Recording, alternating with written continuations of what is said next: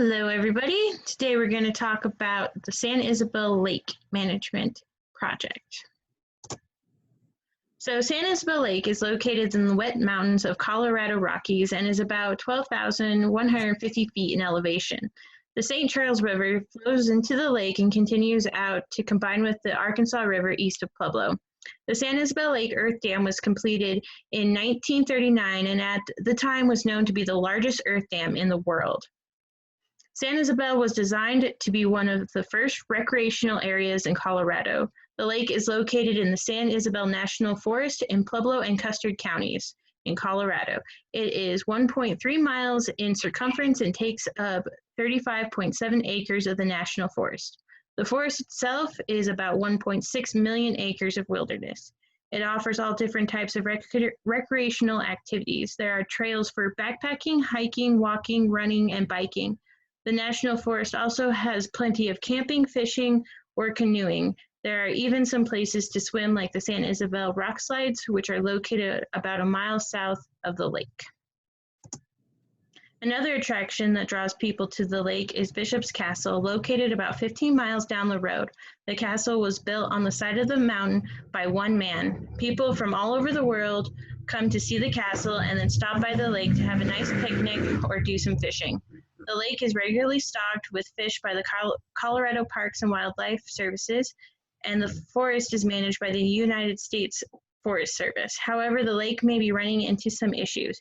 If people are not responsible for themselves, then this beautiful area can deteriorate very quickly. The forest and the lake are managed very closely, but our goal is to point out issues that visitors may cause and what can be done by managers and visitors to help lower these possible issues.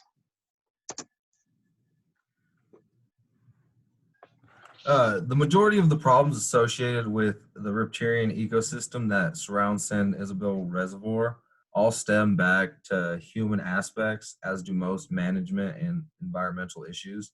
Litter is one of the most obvious forms of pollutants found on banks and downstream in St. Charles River, which eventually empties into the Arkansas River. And the trash decomposing can put unwanted chemicals and plastic debris into the water, which eventually will flow into the Arkansas, which causes problems for fish life and plant growth. And then another major problem that has been observed at San Isabel is rutted trails and widening of trails. And that is due to some low spots or water not running off the trail like it should. So there's mud puddles, and then people walk around the mud puddles to expand the trail, thus exposing roots, which can lead to more sediment and more runoff and more loose soil being brought into the reservoir, causing a majority of microorganisms that can have a negative effect.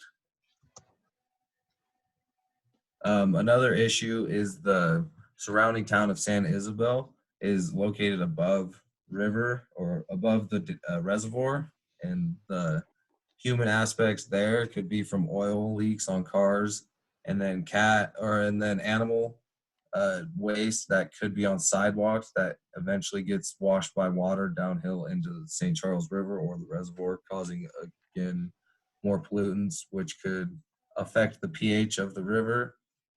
And then also there's the issue of pollutants in rainwater from near metropolitan areas such as Pueblo with the steel mills, which can affect pH of rainwater and in turn infect the ecosystems of the fish habitats and plant life. And now on to Shaq. Thanks, Max.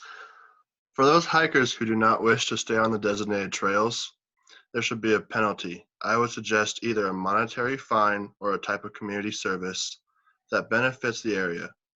Involvement of the community is key to keeping our wildlife in good shape. Simple solutions include using rock and timber for barriers and steps. If a trail is too badly damaged, the trail needs to be rerouted. With a land management professional supervising, this is another task that the community and volunteers can help with. To control solid waste in the area, the best solution is for the volunteer groups to pick up the trash. There are many opportunities for private citizens to participate in the river and stream cleanups. Researchers has shown that people are less likely to throw trash in the stream or lake if the area is clean of trash to begin with. For bacteria pollution, the best solution is to keep untreated sewage from entering the streams.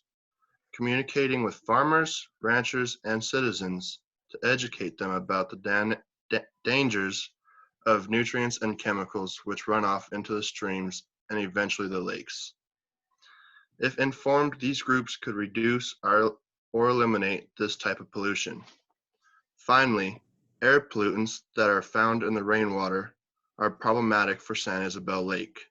Because of the lake is so close to Pueblo, the air pollution is probably higher than in other places in the wilderness area. The best way to improve the quality of rainwater is to clean up the air by adopting emission reduction strategies. These plants and factories can help clean up and affect the polluted rain. Similarly, making sure cars are compliant with the emission standards will also help. Finally, finding alternative energy sources will help clean up the air. To keep this historic natural area in the best condition possible, we need to be more responsible for our actions as far as trash and travel. If everyone does their part, then future generations can love and appreciate it as much as we all do now. Thank you so much. Thanks. Peace.